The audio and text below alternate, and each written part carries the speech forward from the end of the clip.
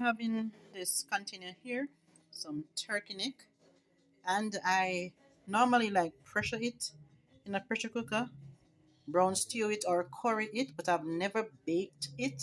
So I'm gonna see if I baked it, if it's gonna taste as delicious as it tastes when it is pressured, you know.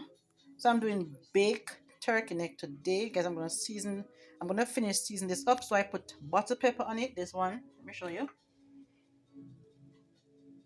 Hot pepper sauce, and I put my jerk powder seasoning, and now I'm gonna go in with some cock soup, braised cock soup, scallion, thyme, onion, and all of that.